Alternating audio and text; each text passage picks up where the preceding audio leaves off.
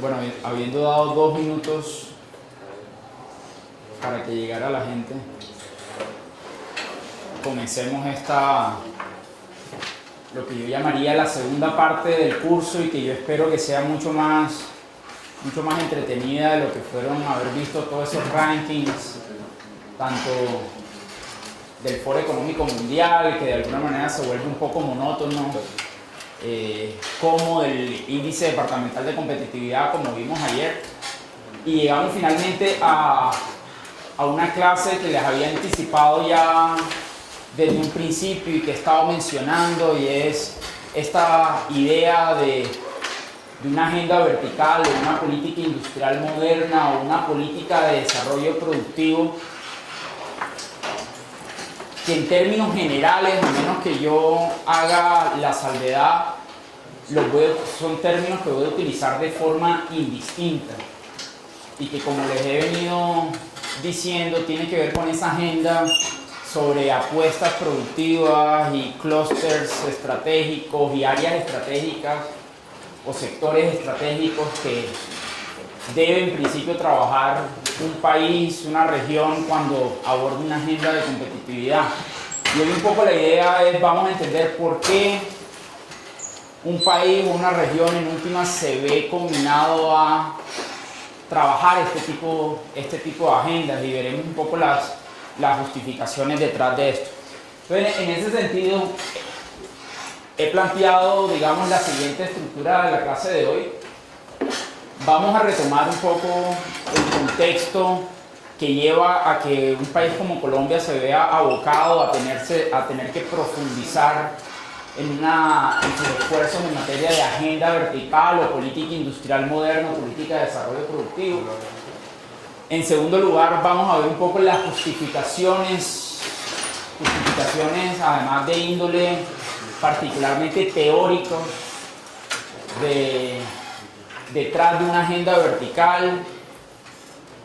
Tengo entendido que aquí en general son todos estudiantes de administración, pero posiblemente muchos de ustedes, si no todos, ya han tomado cursos de microeconomía. Micro 1 ya lo han tomado todos. Entonces realmente no vamos a utilizar ni conceptos complejos, sino que yo voy a tratar de explicar casi de forma charlada el por qué se justifican desde un punto de vista microeconómico este tipo de agendas de política industrial moderna. Para así pasar a algunos conceptos o qué entendemos por esa agenda vertical o esa política industrial moderna. Luego pasar a contar un poco sobre algunos esfuerzos que el país ha venido haciendo en materia de política industrial moderna, para finalmente plantear lo que es una nueva agenda vertical o una nueva política industrial moderna que el país está comenzando a desarrollar a partir de unos documentos de política que incluso algunos están recientemente expedidos y otros están por expedir. Entonces, con eso como contenido, comencemos. Y voy a volver a retomar algunas de las gráficas que ya había presentado en algunas clases, porque están totalmente relacionadas con el reto que lleva a que el país deba profundizar en sus esfuerzos de agenda vertical. Y traigo a colación otra vez una gráfica que a mí siempre me gusta, y es el comportamiento, digamos, de la productividad del país medida como productividad total de factores, que es como los economistas medimos la productividad versus el comportamiento de la inversión en el país. Y ahí, como decía, si no estoy mal, en la primera clase, Colombia ha tenido un desempeño que uno podría denominar extraordinario en materia de inversión en los últimos 15 años, llegando a lo que uno podría denominar niveles asiáticos en materia de inversión. Cuando yo estaba sentado de ese lado del salón, pensar en niveles de inversión de casi el 30% del PIB hubieran parecido inimaginables. Sin embargo, el país hace unos pocos años estuvo bordeando niveles de 30% de inversión como proporción del PIB. Sin embargo, como también decía, esa mayor inversión no se ha traducido en un mayor aumento de la productividad. Y al final del día, los economistas sabemos, particularmente desde hace más de 50 años, años 57, 58, hay un famoso paper de economía que escribió Robert Solow, premio Nobel de Economía, y casi que padre de la literatura de crecimiento económico, que al final del día lo que importa es la productividad, que solamente para lograr altas tasas de crecimiento sostenidas en el tiempo, los países tienen que estar constantemente incrementando su nivel de productividad, que no es otra cosa, y un poco para definirla en términos coloquiales, lo que es productividad, si no estoy mal también lo decía en esta clase, es el tamaño de la torta que podemos, digamos, fabricar o cocinar dado una cantidad de ingredientes. Y la idea precisamente para aumentar la productividad es cómo cocinar tortas más grandes con la misma cantidad de ingredientes. Reiteraba, y lo voy a en esa primera clase, y lo vuelvo a traer hoy, este tema de aumento en la productividad se vuelve cada vez más importante, particularmente en un país que enfrenta un eventual escenario de posconflicto, donde va a necesitar tener precisamente una senda de crecimiento alto para atender muchas de las demandas sociales y económicas que va a conllevar ese escenario de posconflicto. Y por eso una parte importante de esa agenda de posconflicto debe ser una agenda para aumentar la productividad del país.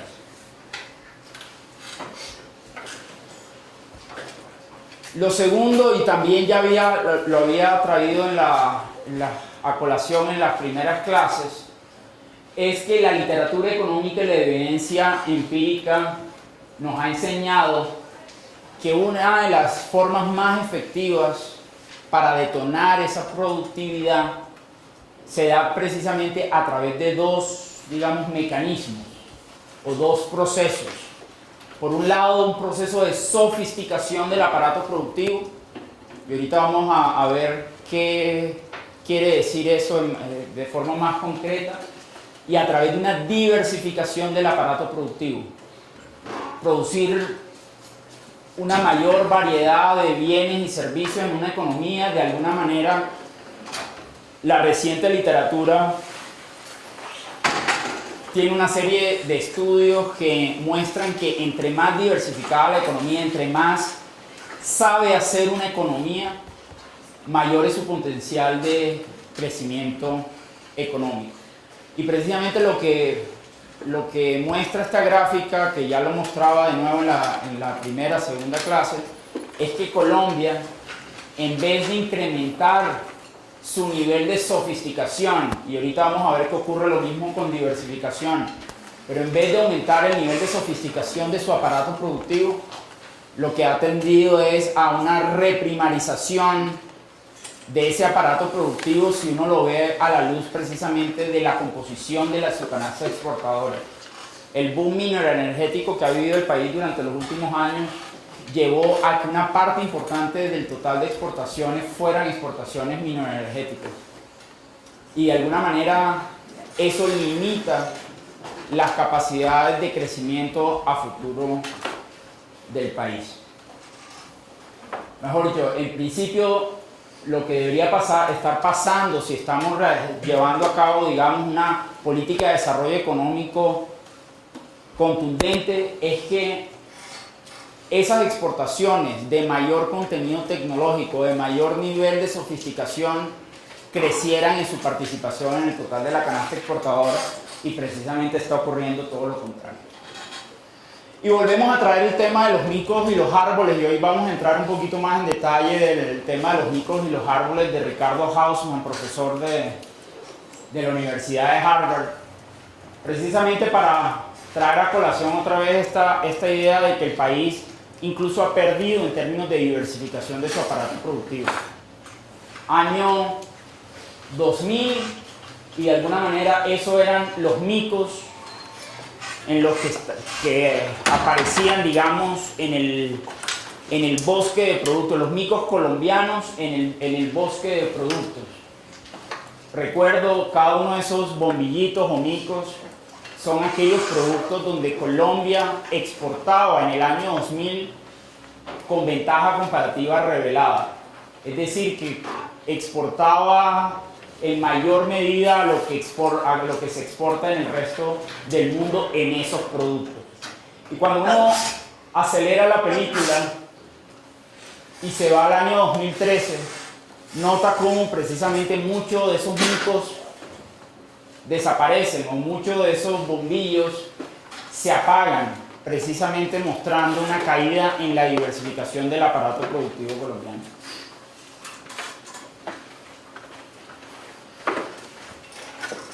¿Qué entendemos por sofisticación y diversificación? Y aquí vuelvo a traer a colación la metáfora de Hausmann sobre los micos y los árboles. Y uno podría entender la sofisticación como mejorar la productividad de lo que ya producimos. Recordemos precisamente esa gráfica que mostraba en la primera clase, donde mostraba la productividad sector a sector de Colombia frente a Estados Unidos, y mostraba unas brechas impresionantes en esa productividad, donde decía que se necesitaban alrededor de 4.5 trabajadores colombianos para producir lo mismo que produce un trabajador en Estados Unidos. Pues precisamente uno puede entender este proceso de sofisticación como el cierre de esa brecha sector a sector. Es decir, por ejemplo, en un sector como en agricultura, que aparecía en el último lugar en esa gráfica en términos de que presentaba la mayor brecha de productividad frente al sector agrícola en Estados Unidos, un proceso de sofisticación implicaría cerrar esa brecha y que ya no sea del 90%, sino del 50%. Otra forma de verlo, trayendo al lugar en la metáfora de Ricardo Hausmann, es que los micos no salten a otros árboles, sino que suban en los árboles hacia niveles de mayor nivel de productividad, de mayor nivel de valor agregado. Y por su lado, ¿cómo deberíamos entender la diversificación a la luz de esa metáfora de Hausmann? Pues precisamente que esos micos o esos empresarios colombianos salten a producir nuevos productos o servicios de mayor productividad. En la medida en que esos dos procesos se den, se va a lograr precisamente unos mayores niveles de productividad. En otras palabras, y lástima que no traje la gráfica donde se ve precisamente ese mapa, ese bosque de productos para Corea, donde precisamente si uno ve década a década cómo ha sido el comportamiento de Corea, uno ve efectivamente cómo ese bosque de productos empieza a poblarse y esos micos empiezan a poblar y a saltar otros espacios de ese espacio de productos.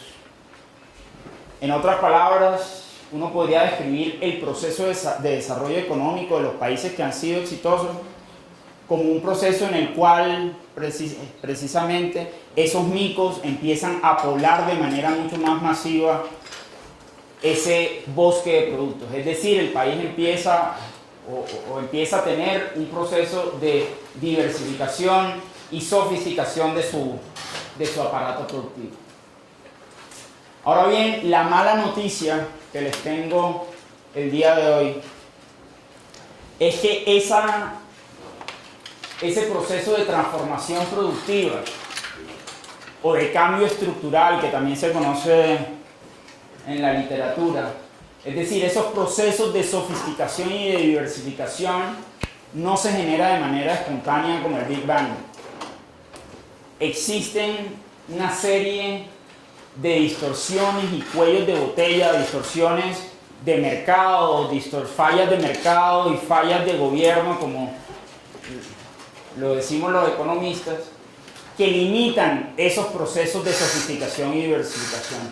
Y hoy precisamente la parte de la clase es entender efectivamente cuáles son esas distorsiones o fallas de mercado que limitan esos procesos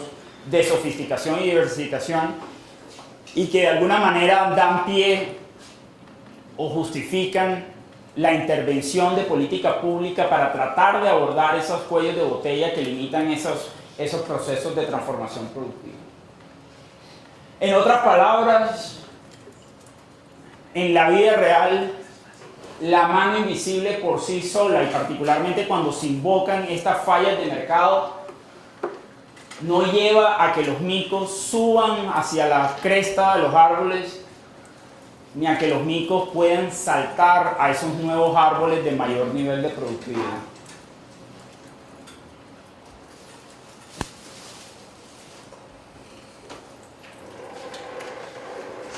Y en particular,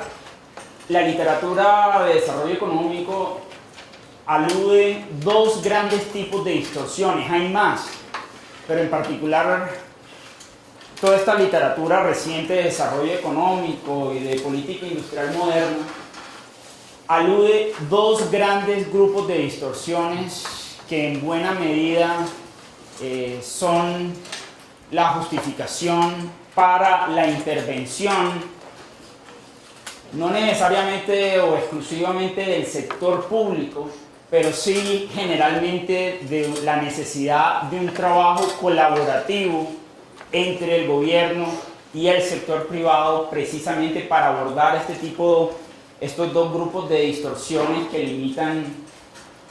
esos procesos de sofisticación y diversificación. Y en primer lugar está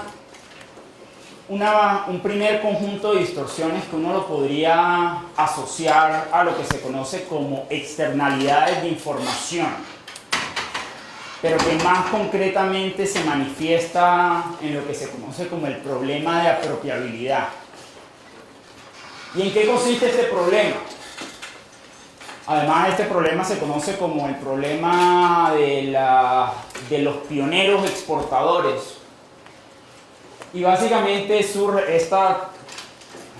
toda esta noción del problema de apropiabilidad y de los pioneros exportadores surge de un paper también de Ricardo Hausmann y Danny Roderick, ambos profesores de la Universidad de Harvard,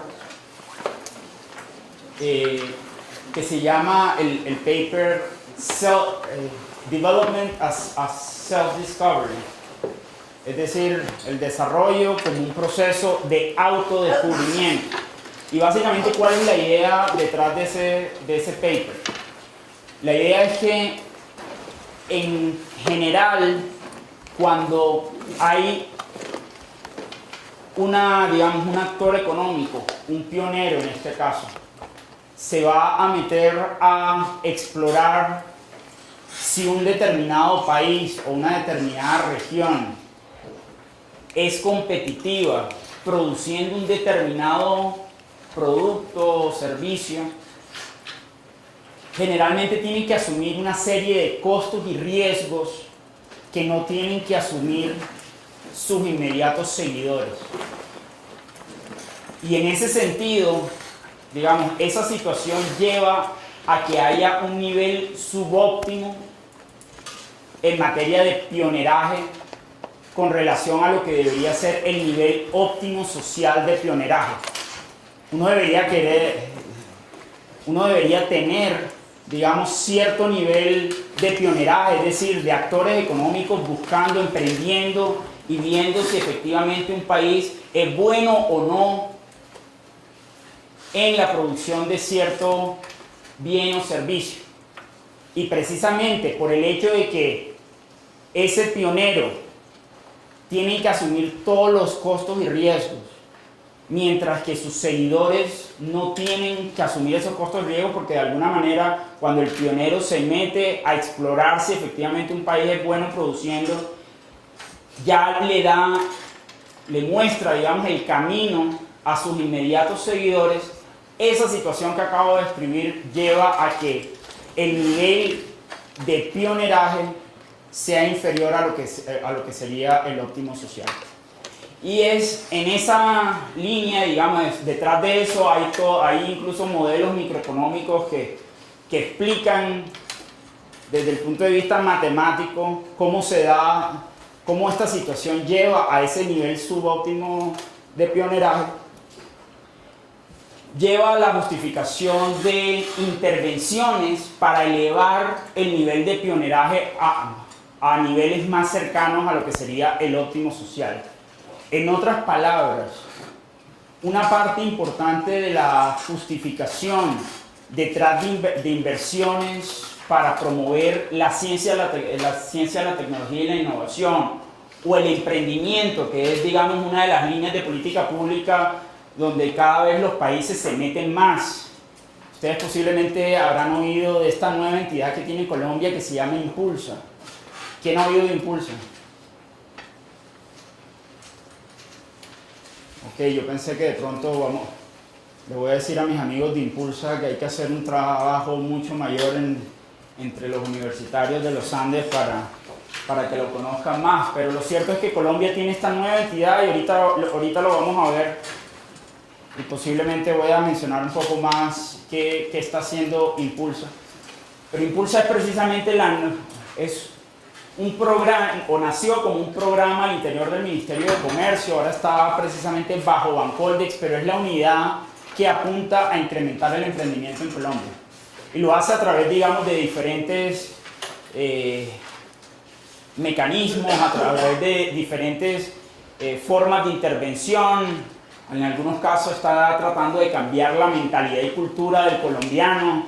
precisamente trabajando para que le tengamos menos aversión al fracaso. Eso es una de las líneas de acción de Impulsa. Hay otras intervenciones que son precisamente unas cofinanciaciones de esos actores que se meten en temas de emprendimiento. Pues detrás de toda esa, digamos, ese fomento al emprendimiento está esta justificación teórica de que hay unas externalidades de información.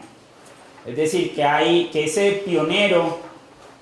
genera una cantidad de información y una cantidad de beneficios que él no puede, digamos, gozar de manera privada, sino que se distribuyen entre los seguidores, que lleva a que se dé un nivel subóptimo social en materia de pioneraje. Un último ejemplo con relación a este tema de pioneraje que es bastante relevante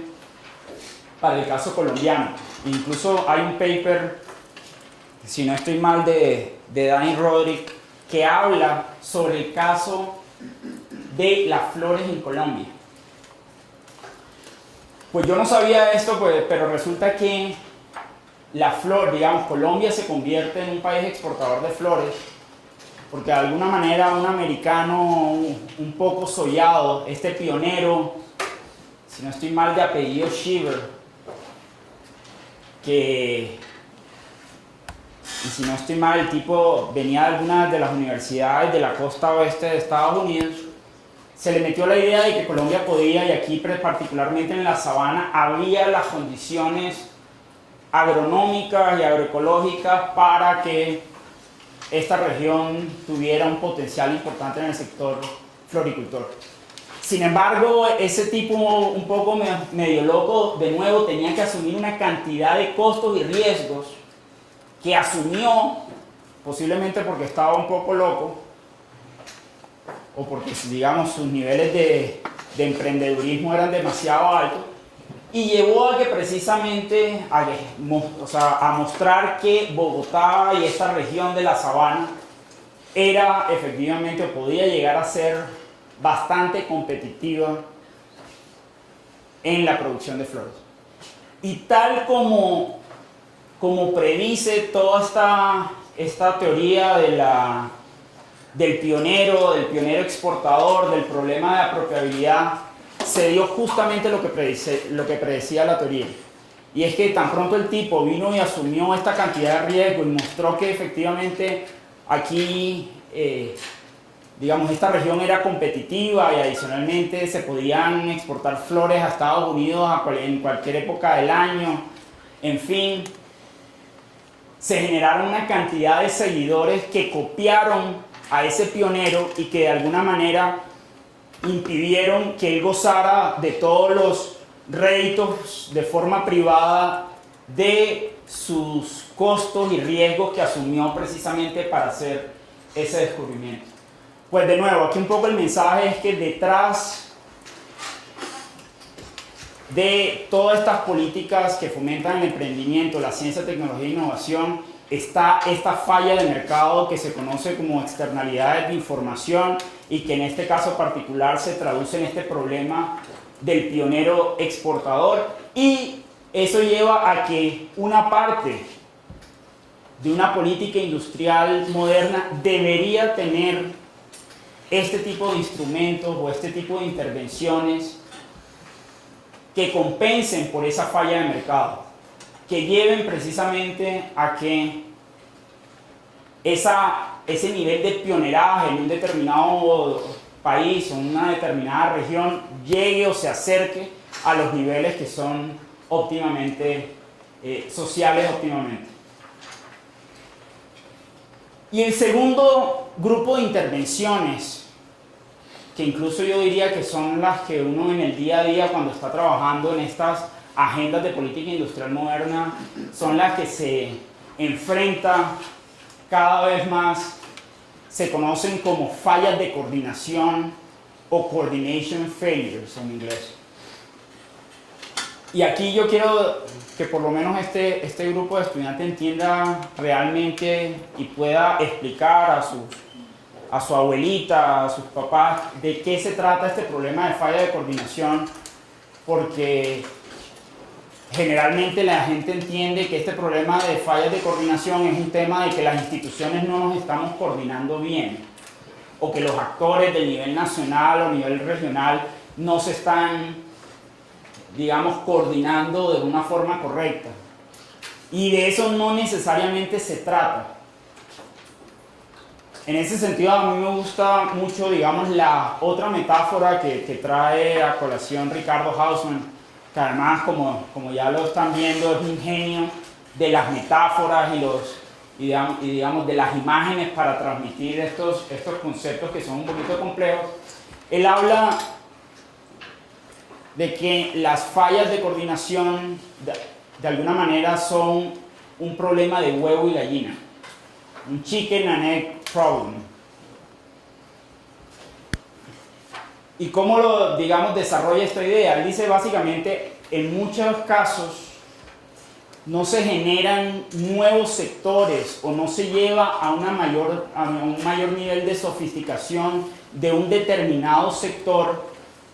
porque las fuerzas del mercado no llevan a que se generen de forma concomitante, de forma simultánea, una serie de inversiones o acciones que tienen que ocurrir para que un determinado producto o un determinado servicio sean competitivos, punto. Ya sea a nivel nacional o a nivel internacional. Y de nuevo, detrás de esta idea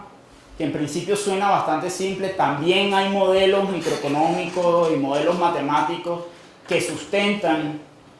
y que están detrás de esas fallas de coordinación. Y ahorita vamos a ver algunos ejemplos y me voy a incluso a detener en particular en el tema de capital humano, que empiezo ya a ilustrar incluso tal como lo comenta Hausmann. Él dice que precisamente en un país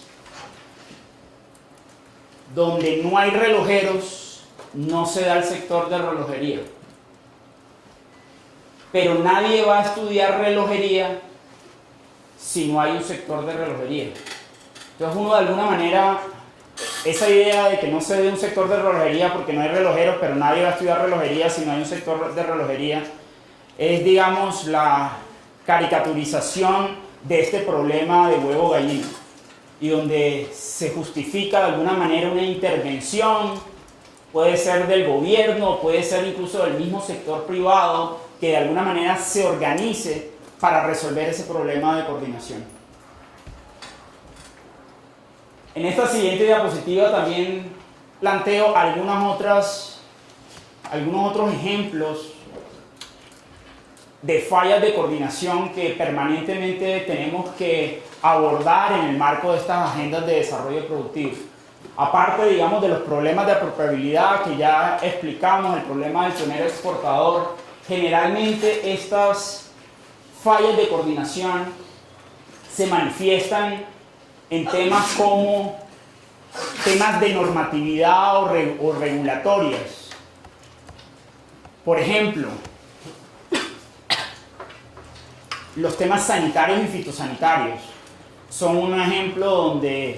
donde estos temas se convierten en una falla de coordinación que pueden llegar a limitar la competitividad de un determinado sector. Por ejemplo, en Colombia, por más que un frigorífico, uno de estos mataderos, como se dicen popularmente, de sacrificio de ganado, puede tener, digamos, la mejor tecnología, utilizar las mejores prácticas en materia de inocuidad y de sanidad animal, que realmente si el sistema colombiano en materia sanitaria y de inocuidad no logra tener el reconocimiento frente a las autoridades americanas, en este caso entidades como FSIS, el Food Safety Inspection Service, y el APHIS, que es el Animal and Plant Health Inspection Service, si nuestro sistema, que lo compone el ICA, el INVIMA, no es reconocido como equivalente o que da el mismo estatus sanitario al que se tiene en Estados Unidos, ese actor individual, ese frigorífico individual que haga toda la tarea, no va a poder exportar media libra de carne a Estados Unidos. Solo en la medida en que efectivamente el país como un todo, a través de un proceso que adicionalmente es dispendioso, logre ese reconocimiento de equivalencia en materia sanitaria, Colombia no va a poder exportar media libra de carne a Estados Unidos. Es un típico caso de falla de coordinación, donde ahí tienen que incluso actuar una cantidad de actores para que el país logre ese reconocimiento en materia sanitaria. Eso es otro ejemplo de cómo el tema normativo y regulatorio se puede convertir en una falla de coordinación que habría que abordar en el marco de estas agendas verticales o política industrial moderna. Otro ejemplo, el tema de infraestructura específica. En muchos casos se necesitan, por ejemplo, una planta de tratamiento cuarentenario para las flores, digamos. En el aeropuerto para hacer un tratamiento cuarentenario a las flores que se van a exportar a Estados Unidos. Generalmente ese tipo de infraestructuras específicas es muy difícil que una sola firma por su cuenta tenga los incentivos económicos para montar, digamos, esa infraestructura de tratamiento cuarentenario. Y en ese sentido, a menos que un actor como el gobierno efectivamente ayude a coordinar las inversiones o asuma las inversiones de esa planta de tratamiento cuarentenario, se va a construir o no esa planta de tratamiento cuarentenario y por lo tanto el país puede ser capaz o no de exportar un determinado producto, en este caso las flores. Otro ejemplo en materia de cómo se manifiesta este problema de coordination failure o de falla de coordinación, que también lo utilizan varios autores de estos temas, es para que una región, por ejemplo, con un potencial turístico sea competitiva. Por un lado hay que coordinar la inversión de los hoteleros para que armen toda la infraestructura hotelera, pero por otro lado alguien tiene que construir, digamos, la infraestructura aeroportuaria para que los turistas tengan acceso. No necesariamente las fuerzas de mercado llevan a que esos dos tipos de inversiones, que son inversiones específicas para un determinado, o particularmente para un determinado sector, se dan de forma o se deben dar de forma simultánea. Y ahí de nuevo la necesidad de coordinar ese tipo de acciones o ese tipo de inversiones para que en este caso ese sector de turismo sea competitivo. Y todo eso me lleva, digamos, a un caso que en el día a día, quienes estamos trabajando precisamente en todas estas agendas de apuestas productivas y de clusters, estamos sufriendo, y que ya yo lo había, digamos, anticipado cuando mencionaba los rezagos del país en materia de educación superior y de formación para el trabajo. Y es el hecho de que el país o el sector de formación no está formando el capital humano que está requiriendo el sector privado. Y eso, digamos, se evidencia de forma transversal cuando uno ve una estadística como la que calcula esta firma que se llama Manpower Group, de que el 47% de los empresarios en Colombia, esta es la cifra en principio del último estudio que tenía, que fue la de 2015, 47% de los empresarios en Colombia manifiestan dificultades a la hora de cubrir sus vacantes, porque no están encontrando el capital humano que están necesitando. Y si bien de nuevo esto es un tema transversal, este tema se vuelve aún más álgido cuando uno trabaja precisamente en estas apuestas productivas o clusters. Mucho, digamos, este tema de la falta de pertinencia de la formación se está convirtiendo en uno de los principales obstáculos para que estas apuestas productivas que está haciendo el país, tanto a nivel nacional como desde el nivel local, sean exitosas. En otras palabras, esta es la concreción, digamos, en la vida real de esa metáfora de Hausmann del sector de relojería versus la ausencia de relojeros. Es decir, estos sectores a los que le estamos apuntando no van a ser competitivos en la medida en que no haya un determinado capital humano, pero realmente no hay los incentivos económicos para que se genere, o hay una serie de distorsiones que llevan a que no hayan los incentivos económicos para que se genere ese capital humano que están necesitando esos determinados sectores. Y eso, digamos, se traduce o se ve reflejado de nuevo en unas cifras que uno puede, digamos, pensar que son genéricas, pero que generalmente cuando uno habla de problemas de pertinencia de la formación de la educación superior y la formación para el trabajo, uno ya cae en este reino de las agendas verticales o de la política industrial moderna. Y precisamente aquí vemos en este segundo gráfico cómo en Colombia el 57% de las vacantes requieren técnicos y tecnólogos, pero solo el 11% de la fuerza laboral tienen ese nivel de formación. ¿Cómo lograr precisamente resolver ese problema de coordinación para que se genere la formación, para que se genere ese capital humano que particularmente están necesitando estos sectores que son apuestas, hace parte de la agenda de los que trabajamos precisamente en estas agendas de desarrollo productivo, de política industrial moderna? Y todo eso me lleva entonces a un mensaje que es importante para entender en últimas por qué nos vemos enfrentados a la necesidad de priorizar en el marco de estas agendas verticales o de política industrial moderna. Y es el hecho de que desafortunadamente esas fallas de mercado que incluyen estos problemas de apropiabilidad, que incluyen esas fallas de coordinación, que incluyen incluso otro tipo de fallas, son infinitas, mientras que los recursos y las capacidades institucionales para abordar esas fallas no lo son. Y es en ese sentido que, como dice también Hausman y Roderick en otro paper, we're doomed to choose.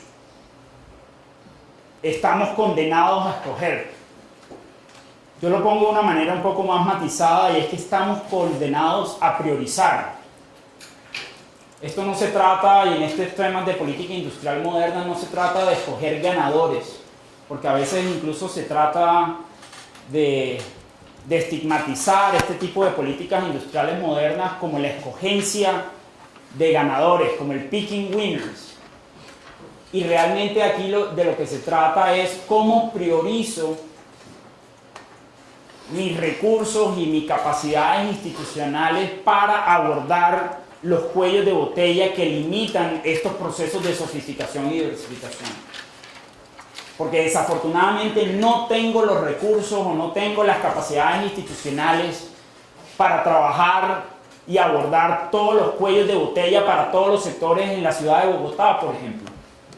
Y lo vamos a ver precisamente en la siguiente clase, cuando ya les explique en más detalle qué estamos haciendo en Bogotá en materia, digamos, de agenda de desarrollo productivo, o agenda vertical, o agenda de política industrial moderna. Porque aquí vale la pena irlo diciendo de una vez. Una agenda de clúster, una agenda de iniciativas de clúster como la que estamos trabajando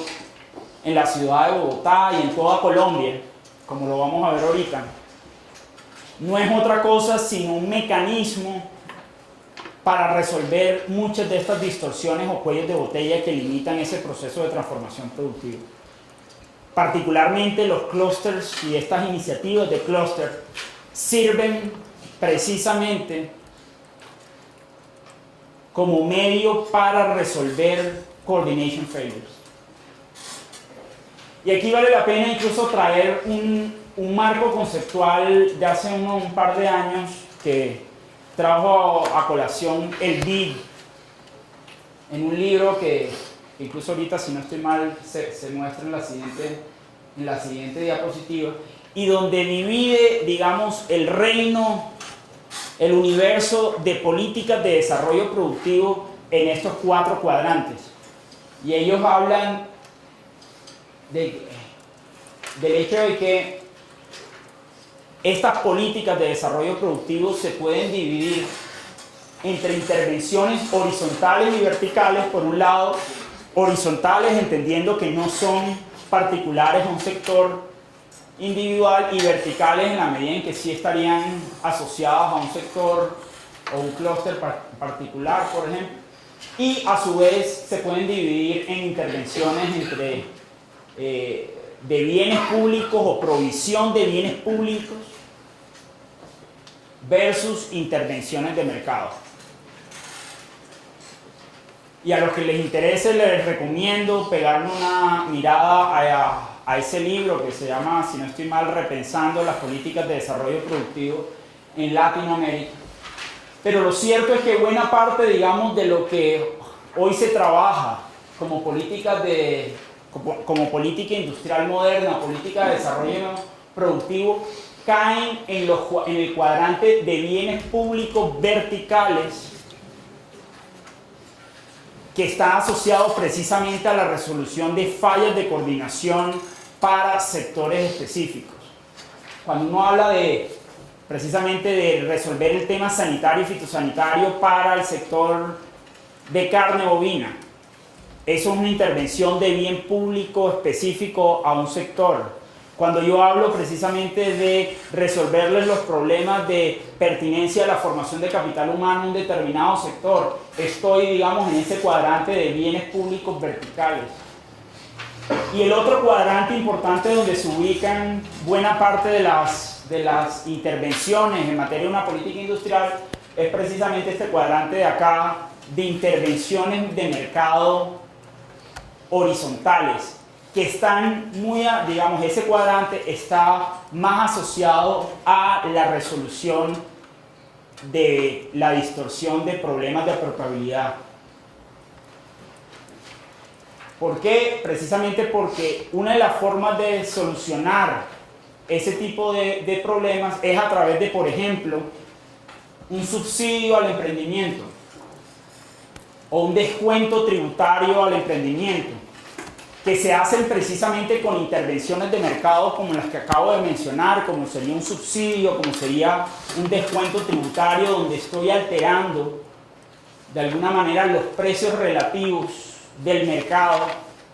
para corregir una distorsión como la del problema de probabilidad que mencionaba hace un rato. Entonces, en principio, una política industrial moderna de un país se debe mover principalmente en ese cuadrante de bienes públicos verticales y en esa cuadrante de intervenciones de mercado horizontales. Precisamente el mismo libro del BID hace un llamado de atención de la dificultad de moverse hacia este cuadrante, en la medida en que ellos argumentan que si bien puede haber justificaciones técnicas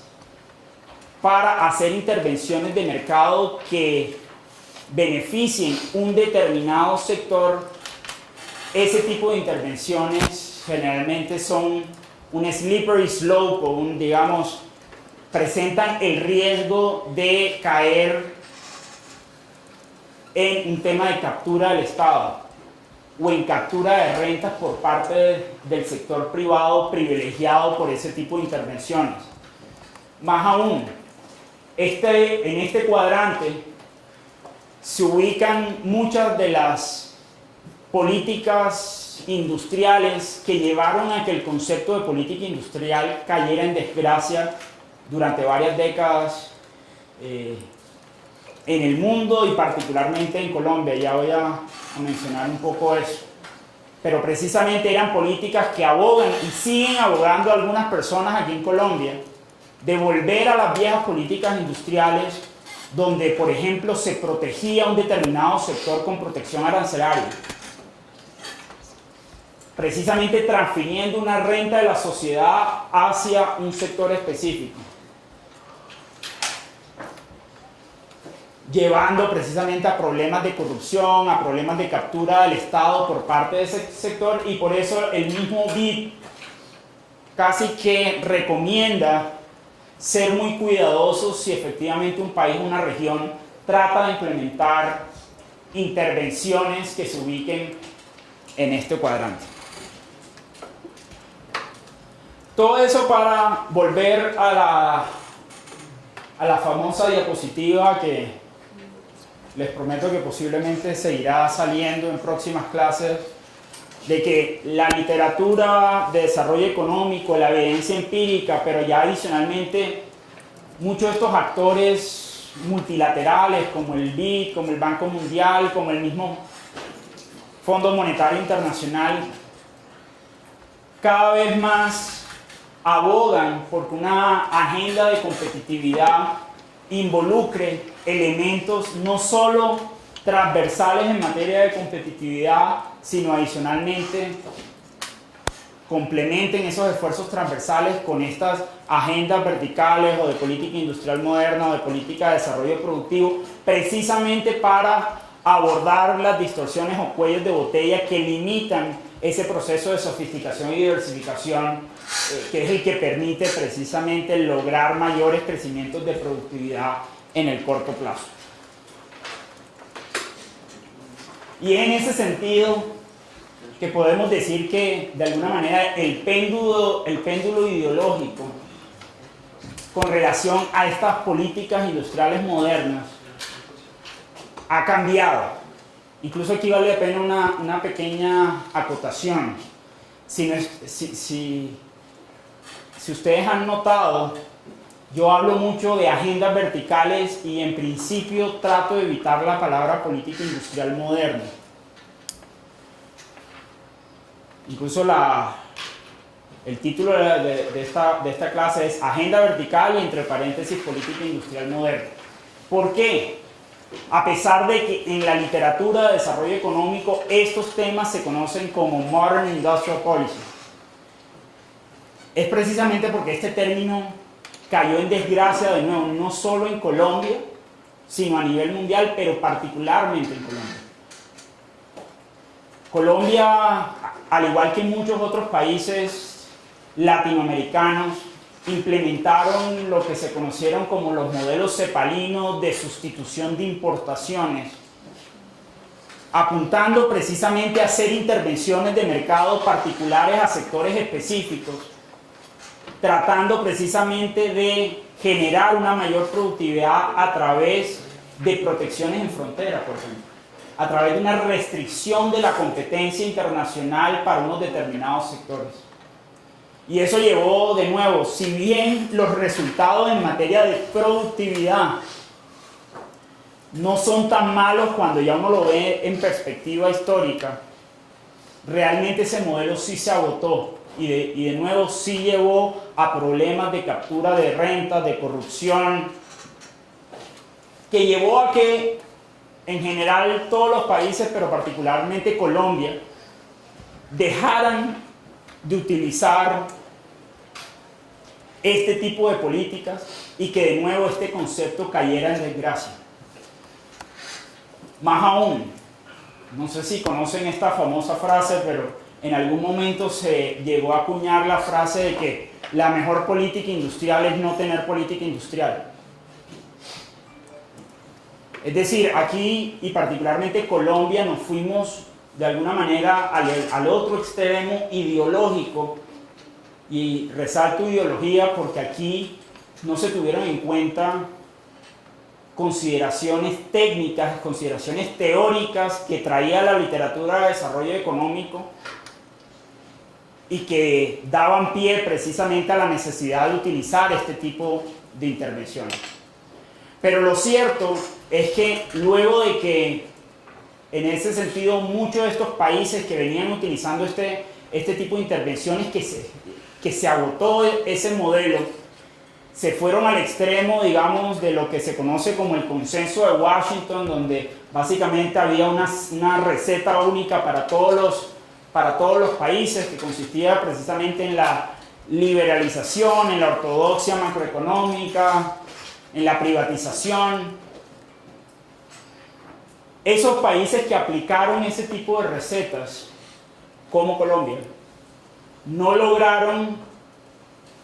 los resultados en materia de productividad y crecimiento que en principio prometían, digamos, ese tipo de recetas. Y mientras tanto, particularmente esa década de los 90, incluso esto viene desde atrás, países asiáticos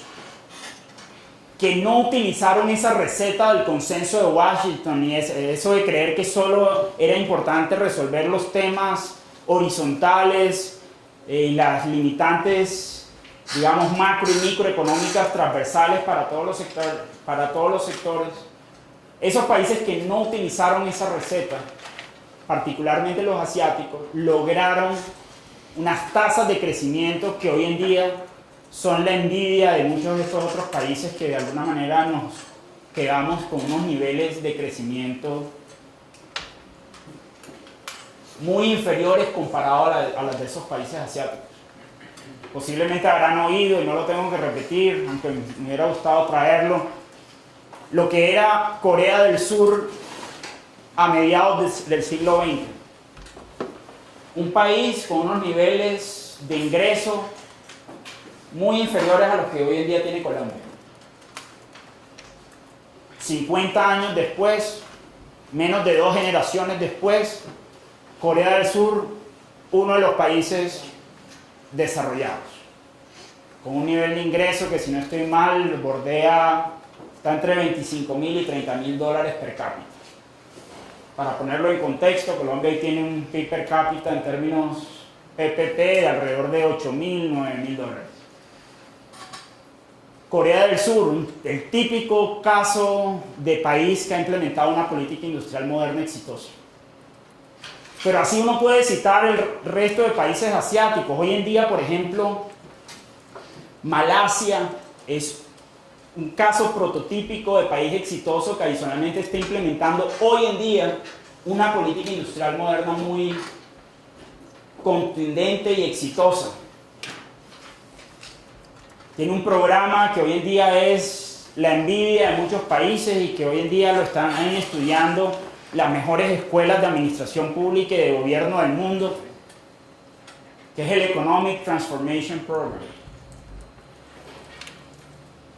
Hace un año, si no estoy mal, año y medio, ya casi 2 años, no, perdón, hace un año, trajimos a Idris Yala, que es el líder precisamente de ese programa de transformación económica en Malasia, a que nos contara aquí en Colombia los secretos detrás de la implementación de estas políticas de desarrollo productivo. Y lo cierto, un poco para cerrar esta diapositiva, el péndulo ideológico ha cambiado particularmente porque la evidencia fue muy contundente y ha llevado a que de nuevo todas estas nociones negativas frente a estos conceptos de política industrial cambiaran y ahora incluso hablemos de política industrial moderna, con ese apellido moderno precisamente para diferenciarlas de las antiguas políticas industriales que generaban todos esos problemas de captura y de corrupción. Y es en ese sentido como vale la pena mencionar como hace 2 o 3 años el BID saca un libro que se llama Cómo repensar el desarrollo productivo, donde hace un llamado por la necesidad de este tipo de políticas para incluirlas dentro del mix de políticas, dentro de la caja de herramientas de políticas de desarrollo económico que deben tener los países, que deben tener las regiones. Más aún, la otra foto es el presidente Ollanta Humala presentando el Plan Nacional de Diversificación Productiva en Perú. Todo eso para decir que cada vez más los países, y particularmente los países latinoamericanos, han venido acogiendo este tipo de políticas, este tipo de intervenciones dentro de su caja de herramientas, dentro de su toolkit de herramientas de política pública. Y esto entonces nos lleva a qué entendemos, y vamos a tratar de dar unos pincelazos de definición a qué entendemos por agenda vertical, política industrial moderna, política de desarrollo productivo, dado todo lo que les he contado hasta el momento. Y yo la definiría como el conjunto de políticas, acciones, programas e iniciativas que directamente apunten, y no los va a sorprender esto, a una mayor sofisticación y a una mayor diversificación como vehículos para lograr una mayor productividad. Entendiendo sofisticación como un incremento de la productividad y movilización hacia nichos de mayor valor en sectores existentes, es decir, ese mico subiendo a la parte de arriba del árbol, y diversificación como el surgimiento de nuevos sectores o actividades con mayor productividad, es decir, esos micos saltando a árboles de mayor nivel de productividad. Y si ven esa definición de política industrial moderna, no se circunscribe al sector industrial manufacturero, sino que puede abarcar cualquier sector de la economía. Y eso es importante tenerlo claro, particularmente cuando aquí en Colombia caemos en un gran error, y es que cuando en la prensa se habla sobre si el país tiene o no una política industrial moderna, o si la política industrial moderna de Colombia es más o menos buena, generalmente los medios acuden ¿a quién? ¿A qué ministerio? Al Ministerio de Comercio, Industria y Turismo. Creyendo que, de nuevo, y ahí hay un problema yo creo que de entendimiento de los medios detrás de todas estas políticas, creyendo que porque el Ministerio de Comercio e Industria es el responsable del tema industrial y el tema manufacturero, es el quien debe responder por el tema de política industrial moderna. Y ahí hay un problema porque en inglés la palabra industry tiene una connotación mucho más amplia de lo que tiene en español. Generalmente aquí en Colombia, cuando se habla de industria, uno lo asocia a industria manufacturera. Cuando de nuevo este concepto de industrial policy cabe cualquier sector de la economía en la medida en que, vuelvo a la definición, son las acciones para incrementar el nivel de diversificación y sofisticación de un aparato productivo. Y en ese sentido, bajo una política industrial moderna de un país, de una región, puede caber el sector de agricultura primario, puede caber el sector de servicios, puede caber el sector mineroenergético, en fin, cualquier sector en la medida en que yo esté abordando los cuellos de botella que limitan la diversificación y sofisticación del aparato productivo. Y otra idea que les quiero compartir hoy con relación a estas políticas industriales modernas. Otro cuadrito de estos 2x2 de las consultoras como McKinsey, que todo lo vuelven cuadritos de 2x2. Si uno divide una agenda de competitividad de nuevo entre horizontal y vertical, y si uno divide ese mismo conjunto, digamos, de intervenciones o de políticas entre el nivel nacional y regional, la práctica de estos temas nos indica que las agendas horizontales en materia de competitividad son particularmente del resorte del nivel nacional. Ya lo hemos visto con algunos ejemplos. El mejoramiento de la justicia es un tema que no se resuelve aquí en Bogotá, digamos, o en Barranquilla, para el Atlántico. Eso hay que resolverlo a nivel nacional, a través de leyes y de cambios, incluso en la Constitución. Temas como la gran agenda de infraestructura de 4G, típico caso de agenda transversal, es más del resorte del nivel nacional, es un tema que lo tiene que, digamos, asumir un Ministerio de Transporte en este caso. El tema de la calidad de la educación básica y media, que ya hemos discutido. Otro caso de agenda transversal que de nuevo es más del resorte de un Ministerio de Educación más que de las Secretarías de Educación. No sin decir que una Secretaría de Educación no tenga injerencia en temas de calidad.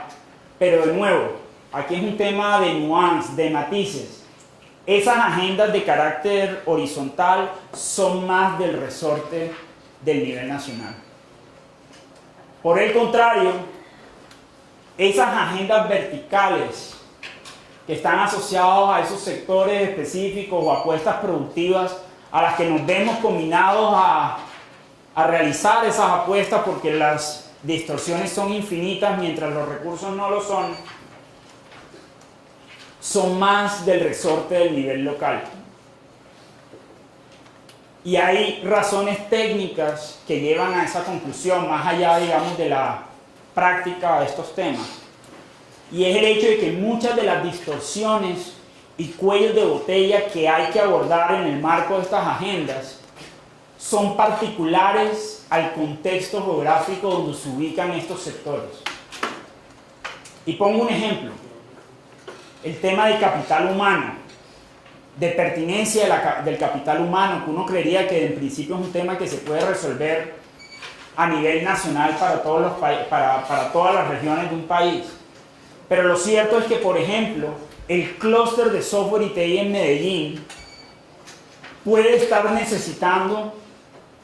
un tipo de perfil de programadores o con una serie de competencias diferentes a lo que podría estar necesitando el mismo clúster de software y TI aquí en Bogotá. Allá en Medellín, el clúster de software y TI le está apostando a un nicho que se conoce como Creative Transmedia, que tiene que ver con, digamos, con todo este tema de contenidos digitales y videojuegos, y por lo tanto, el ingeniero, digamos, nerdito de los Andes, como yo, posiblemente no les sirve porque están necesitando un programador con competencias, digamos, en narrativa, en generación de contenidos y demás. Pero posiblemente ese ingeniero nerdito de los Andes sí sirve para este clúster en Bogotá. Todo eso para decir que incluso un tema como el de capital humano, miren que solo es identificable y abordable a nivel local. Porque adicionalmente muchas de estas agendas, al final del día las tienen que asumir los actores locales. Y eso es un poco lo que vamos a ver en la siguiente clase cuando les comente un poco todo el trabajo que hacemos aquí en Bogotá en materia de agenda de desarrollo productivo y de apuestas productivas y de áreas estratégicas. Unas últimas ideas sobre estas nociones de política industrial moderna. Y aquí una idea que me parece fundamental compartir con ustedes, porque adicionalmente Dani Rodri, que fue profesor mío allá en el Kennedy School y que es, digamos, una de las voces autorizadas en estos temas, siempre ha insistido de que estas políticas se tratan de un tema de ensayo y error. Aquí no hay una receta de cómo se debe implementar estas políticas industriales modernas. Si bien existe todo este andamiaje teórico para soportar y justificar este tipo de agendas, realmente, y ahí lo decimos, la teoría económica no nos da muchas luces sobre cómo implementarlas. Y ahí el tema digamos, este tema se vuelve un tema de ensayo y error y casi que de craftsmanship, como se dice en inglés, casi un tema artesanal de conocimiento, de estar en terreno, de untarse las manos de barro, de ir intentando intervenciones, probarlas, ver si funcionan y escalarlas precisamente para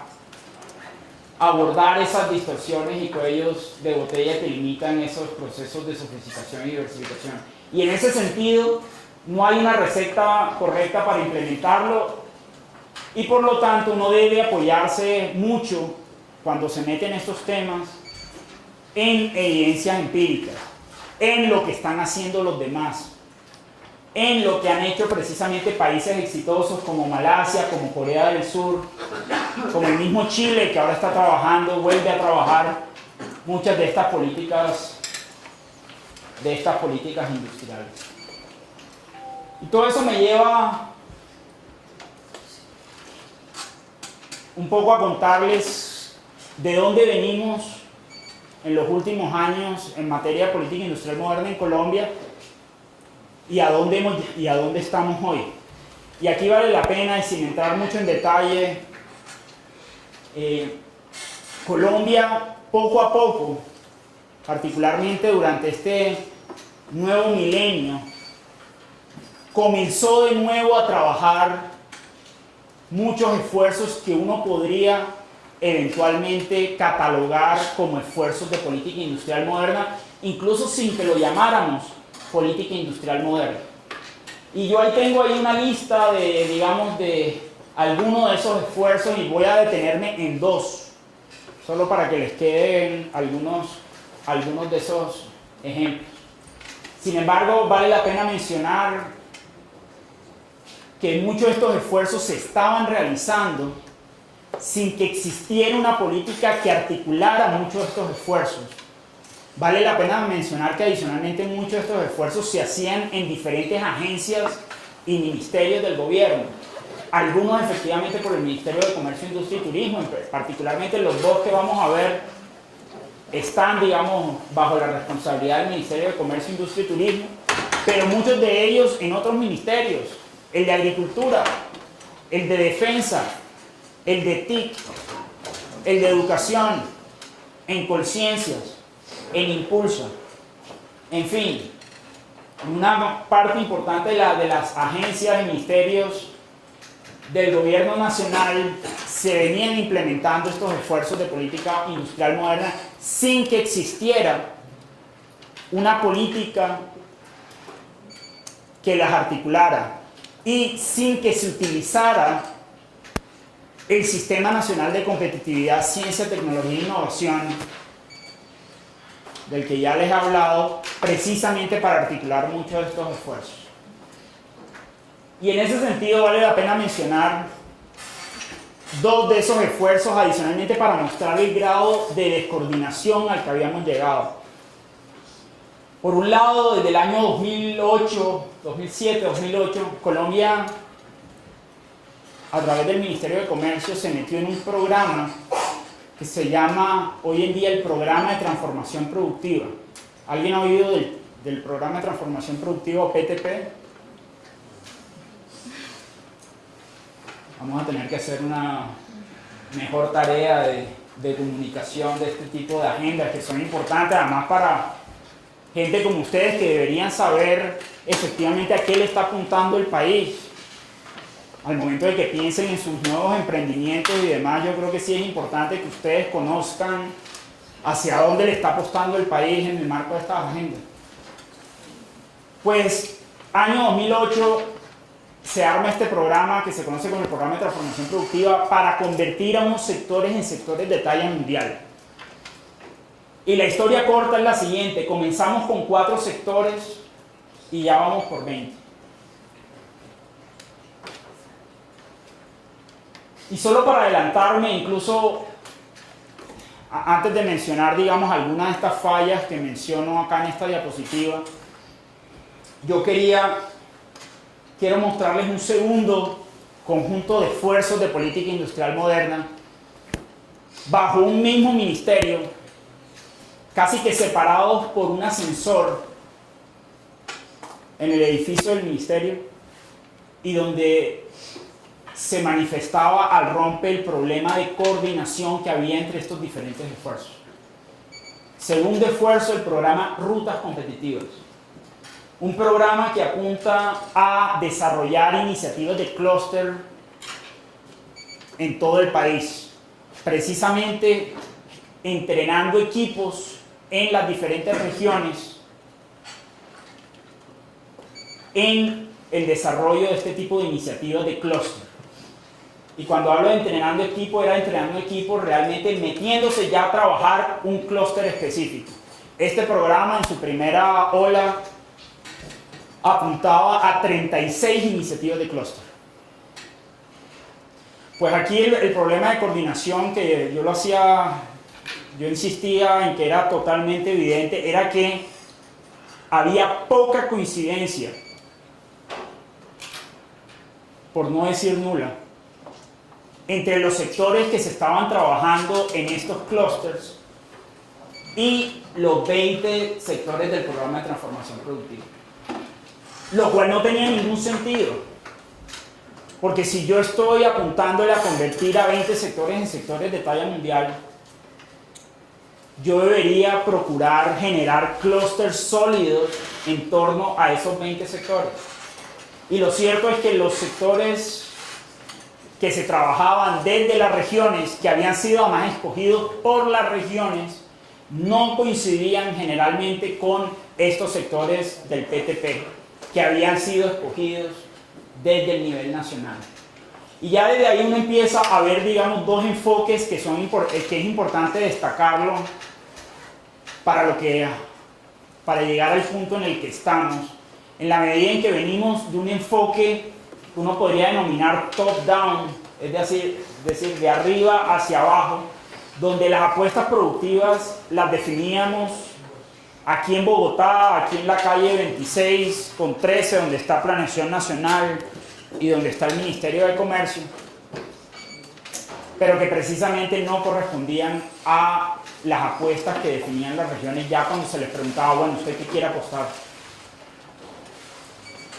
Y por el otro lado, un enfoque bottom-up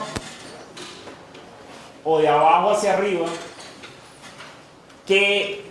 digamos, enmarca mucho más el esfuerzo del programa Rutas Competitivas de estos clústeres.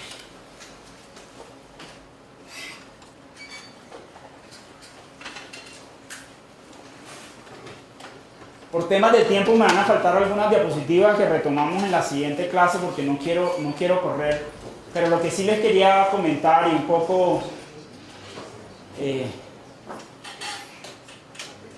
es que después de muchos años de estar empujando este tema,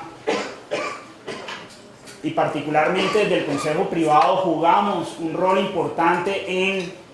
toda esta discusión de política industrial moderna. En el año 2014 tomamos la decisión de plantearle al país una propuesta integral de política de desarrollo productivo. Que además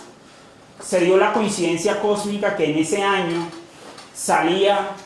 el documento del BID que les mostré hace un rato, que incluso tuve la oportunidad de leer y que adicionalmente terminé siendo gran amigo de los autores del libro del BID. Pero ese documento que pusimos sobre la mesa, además de años de insistencia, y digamos que no fuimos nosotros solamente en el Consejo Privado, sino también se empezó a generar todo un liderazgo detrás del tema de la necesidad de una política industrial moderna del país, llevó a que precisamente el gobierno nacional aceptara trabajar en 2 documentos de política, que incluso en mi preferencia debió haber sido uno solo, pero que cuando salgan los 2 van a conformar lo que uno podría llamar la política industrial moderna del país. Por un lado, un COMPES de política de desarrollo productivo que acaba de ser expedido hace 3-4 semanas, y por otro lado una nueva política de ciencia, tecnología e innovación, que es un COMPES que ya está listo pero no ha sido expedido al parecer por un tema de recursos. Pero esas 2 políticas conforman, digamos, la nueva visión de política industrial moderna que estamos trabajando en este país y que se constituye en una sombrilla de todo lo que estamos trabajando a nivel local, y que en la próxima clase vamos a ahondar en lo que estamos haciendo aquí en Bogotá en materia de estas agendas. En la próxima clase termino esta parte para explicarle un poco las lógicas detrás de estos nuevos documentos, de estas nuevas políticas en el país, precisamente para adentrarnos a hablar de lo que estamos haciendo aquí en Bogotá. Muchísimas gracias.